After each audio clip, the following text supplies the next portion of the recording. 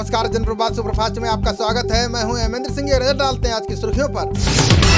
राष्ट्रपति रामनाथ कोविंद ने दी ओबीसी कानून को हरी झंडी। संसद में मंजूरी के बाद राष्ट्रपति के सामने किया गया था पेश। उपराष्ट्रपति एम वेंकैया नायडू ने HAL यूनिट का किया दौरा। कहा देश को मजबूत करने के लिए अत्याधुनिक तकनीकों की जरूरत। उपराष्ट्रपति नायडू ने तेजस विमान में बैठकर जाने उसके फीचर्स। कर्नाटक के राज्यपाल थावरचंद गहलोत भी रहे मौजूद। पीएम मोदी ने ओणम पर दी देशवासियों को शुभकामनाएं। बोले सकारात्मकता, भाईचारे और सद्भाव का संदेश देता है पर्व। महाराष्ट्र के बुल्ढाड़ा हादसे पर पीएम मोदी ने जताया शोक। बोले मृतकों के परिजनों को 2-2 लाख मुआवजा देगी सरकार।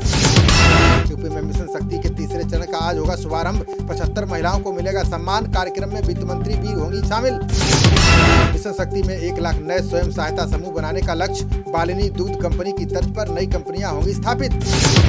भारत ने रूस के साथ AK-103 राइफल खरीदने के लिए किया करार। आपातकालीन खरीद के प्रावधानों के तहत सेना ने सौदे को दी मंजूरी।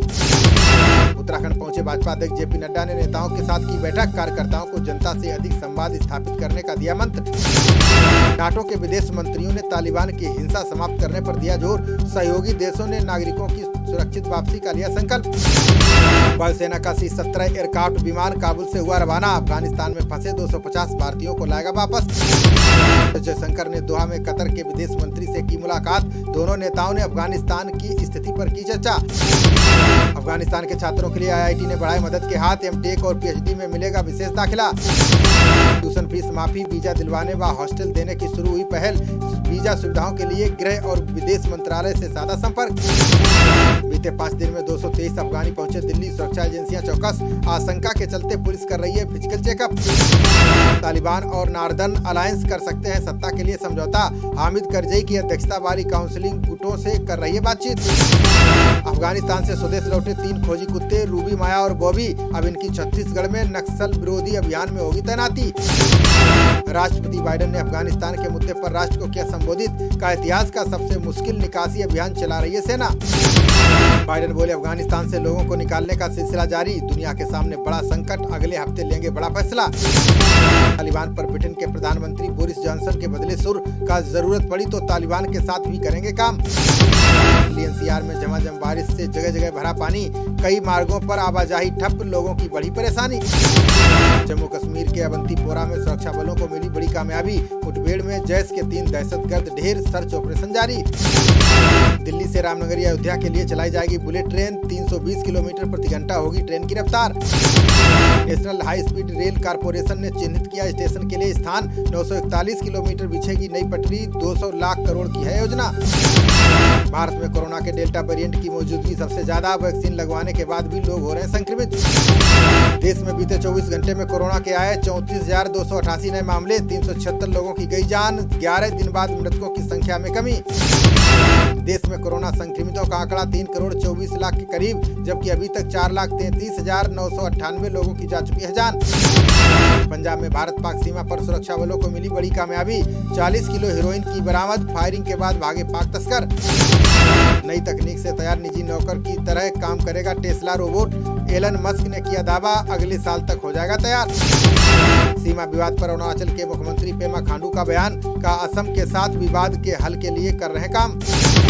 मुंबई में भाजपा की जन आशीर्वाद यात्रा के खिलाफ 13 नई FIR। महाराष्ट्र सरकार ने कोरोना नियमों का पालन न करने पर लगाया आरोप। सोनिया गांधी के बैठक में शामिल हुए 19 दलों के नेता। छोटे दलों को भाजपा विरोधी मोर्चे में शामिल करने का मुद्दा। कांग्रेस अध्यक्ष सोनिया गांधी ने विपक्षी दलों के नेताओं को दिया संदेश। बोली 2024 लोकसभा चुनाव की अभी से शुरू करें तैयारी। सोनिया गांधी की बैठक पर भाजपा प्रवक्ता संबित पात्रा ने साधा निशाना। बोले पारिवारिक फायदे के लिए कांग्रेस ले रही दूसरे दलों का सहारा। शायर मुनव्वर राणा के खिलाफ लखनऊ में FIR दर्ज। महर्षि वाल्मीकि से की थी तालिबान की तुलना। चीफ जस्टिस ने PV नरसिम्हा राव को बताया आर्थिक सुधारों का जनक। बोले उनके नेतृत्व में भारत में पहली बार शुरू हुए थे आर्थिक सुधार। गुजरात में 1 लाख करोड़ रुपए का निवेश करेगी ArcelorMittal। लक्ष्मी निवास मित्तल ने CM विजय रूपाणी से मुलाकात के दौरान की घोषणा। अस्वस्थता के कारण विधानसभा सत्र में शामिल नहीं होंगे अनिल विज। ऑक्सीजन का स्तर गिरने के बाद खराब हुई थी तबीयत।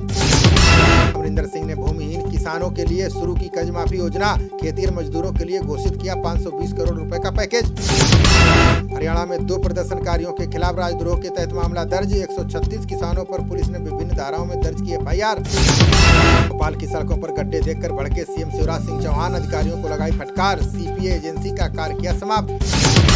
अरुणाचल सरकार ने कृषि के लिए ऋण योजनाओं को दी मंजूरी, मंत्रिमंडल ने बागबानी में 300 करोड़ रुपए के निवेश को भी दी मंजूरी।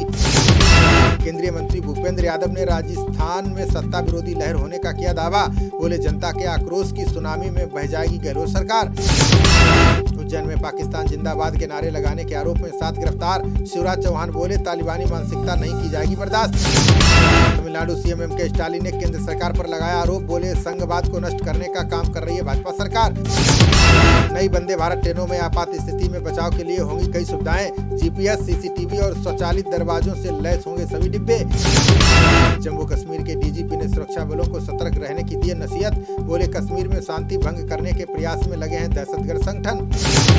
धर्मेंद्र प्रधान ने IIT भुवनेश्वर के शैक्षणिक परिसर का किया उद्घाटन, बोले छात्रों को बेहतर सुविधाएं देने के लिए केंद्र सरकार प्रतिबद्ध। पंजाब पुलिस ने अकाल तख्त के पूर्व जत्थेदार के बेटे को किया गिरफ्तार, गुरमुख सिंह के पास से बरामद हुए हथियार और विस्फोटक।